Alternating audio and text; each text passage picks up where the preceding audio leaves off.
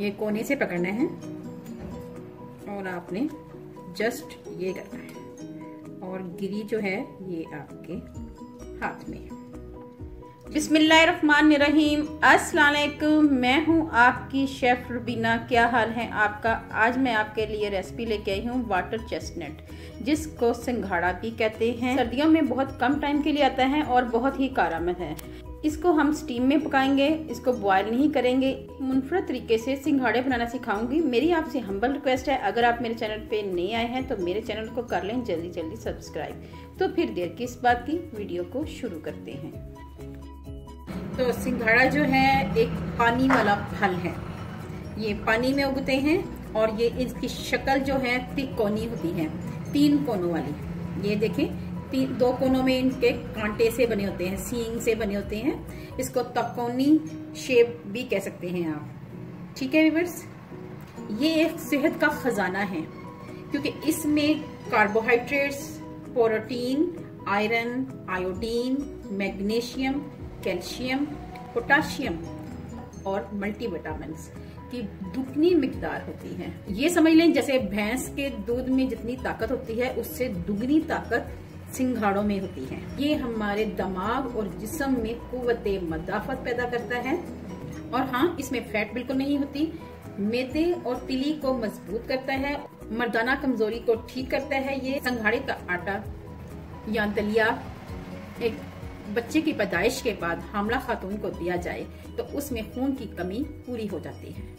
उसका दलिया बना के दें आप उसको, सिंघाड़े का। इसको हिंदू बरादरी वाले नवरात्रि में भी इस्तेमाल करते हैं। बहुत होगी इसकी सिंघाड़े की तारीफ। तो चले बनाना तो शुरू करें। तो फिर देर किस बात की, चले आए। सबसे पहले हम सिंघाड़े ऐड करेंगे। मैंने 3 से 4 पानी से अच्छी तरह इसको धो लिया हुआ है। ठीक है व्यूअर्स, साथ ही इसमें हम थोड़ा सा पानी ऐड करेंगे। ठीक है, 1 कप से थोड़ा सा कम है।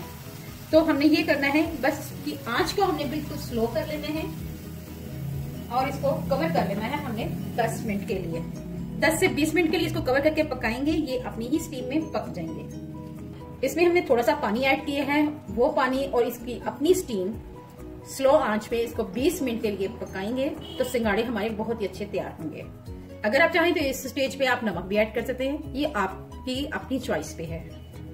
गले की खराश दूर करने के लिए और खांसी की शक्ल में हमें सिंघाड़ों का इस्तेमाल करना चाहिए। अगर किसी को नसीर या नाक से खून निकलता है तो वो भी सिंघाड़े इस्तेमाल कर सकते हैं। और वो लोग इसको बिल्कुल ना इस्तेमाल करें जिनको ऑलरेडी कब्ज है, वो इसका इस्तेमाल ना करें। और जब भी सिंघाड़े खाएं तो उसके फौरन बाद पानी ना पिएं। ठीक है व्यूअर्स, और हमें ज्यादा से ज्यादा 10 ग्राम से 20 ग्राम तक सिंघाड़े इस्तेमाल खाने चाहिए। ये नहीं कि अब सिंघाड़े की इतनी तारीफ सुन ली है तो खाना ही शुरू हो जाए, कितना कहीं के बताया नहीं।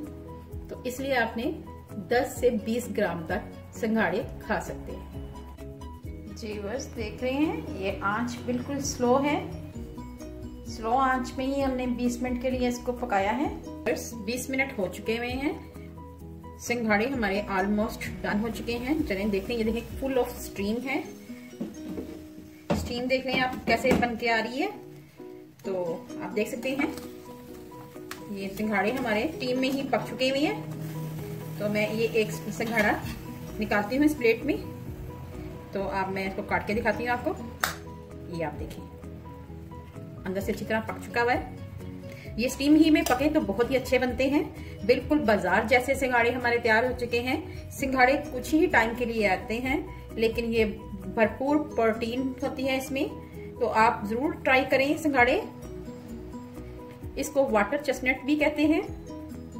चलिए व्यूअर्स, मैं आपको सर्व करके दिखाती हूँ। ये कोने से पकड़ना है और आपने जस्ट ये करना है और गिरी जो है ये आपके हाथ में। तो आपने तमाम सिंघाड़ों को इसी तरह काट लेना है। ये आप देख सकते हैं, काटने की भी नौबत नहीं आती, आराम से गिरी निकल आती है। जी व्यूअर्स, आप इसको काले नमक के साथ भी इस्तेमाल कर सकते हैं और इमली की चटनी के साथ भी इस्तेमाल कर सकते हैं। ये काले नमक से बहुत ही मजेदार लगता है। तो चलें फिर, एक में दिल चाह रहा है कि मैं एक जल्दी जल्दी खाई लूं। क्या ख्याल है, खा के दिखाऊं आपको? चलेंगे, देखिए ये है। बहुत ही मजेदार बना है हमारा सिंघाड़ा।